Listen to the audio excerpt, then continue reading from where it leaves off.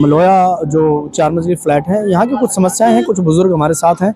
क्या समस्या है अंकल आपके यहाँ? हमारा समस्या यही है कि देखिए, सबसे अव्वल नंबर में, एक नंबर में हम ये बात कहने चाहते हैं कि हमारे 4 मंजिला में सबसे बड़ा दिक्कत ये है कि एक तो पहला नंबर सीवरेज का पानी जो गिर रहा है वहाँ 3 नंबर ट्यूबवेल पर वहाँ लीकेज है। हमने 3 बार कंप्लेन किया और वो कोई बात सुनता नहीं है।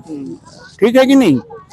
तो हम अब दिलावर से बोले या विजय भारती से बोले, हमें संपर्क सबसे है। ठीक है कि नहीं? जो ट्यूबवेल का जो सीवरेज का पानी गंदा आ रहा है, हाँ, उसके बारे में आपने यहाँ के एमसी साहब को बोला? न, एमसी साहब से हम नहीं बात किए। हम तो उनसे बात करेंगे ना, कि जो हमारे जो प्रधान है यहाँ का, उनसे बात करेंगे।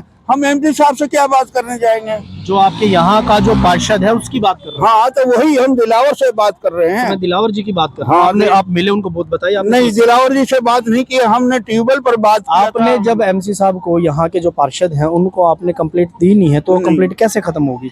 अच्छा, है ना, देनी चाहिए। ठीक है मैडम, कोई समस्या है आपके यहाँ? यहाँ समस्या यही है भैया, यहाँ बहुत बुरा हाल है कि कुछ बंदे ना यहाँ किस्त करके परेशान है। कैसे?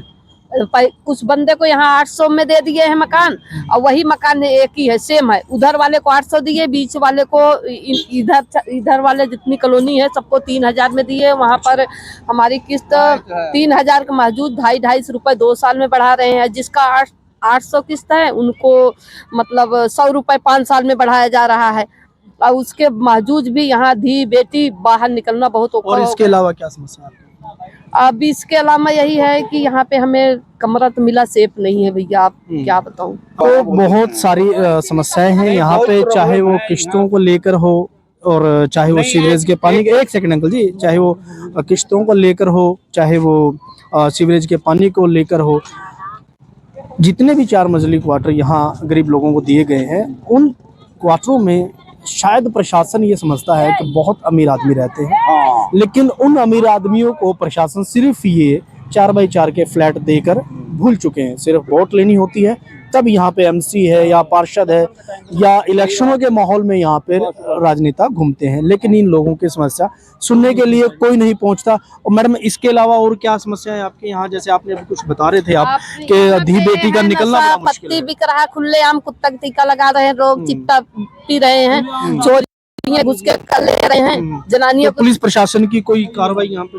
पुलिस लेके जाता है, पकड़ के वहाँ छोड़ देता है पुलिस की तरफ से। तो कोई, आप क्या लगता है क्यों छोड़ती है पुलिस? पुलिस अभी यहाँ जनता गरीब है, उनके पास पैसा नहीं है, तो इस करके उनकी सुनवाई नहीं होती। जिसके पास नेता नगरी है उनकी सुनवाई हो जाती। बड़े बंदे हैं, जो गरीब बंदे हैं उनकी सुनवाई करते नहीं, दौड़ते रहते हैं, फिर थक जाते हैं दौड़ाते, आ जाओ कल आओ, फिर बंदा बैठ जाता है। फिर उसके अलावा भी 6 साल 7 साल की लड़की थी, तो 50 साल का बुढ़ा था, उसके साथ इतने बुरी तरीके से मुंह पूरा छील उठा है, उसका मतलब शरीर में पूरा घाव पड़ गया है।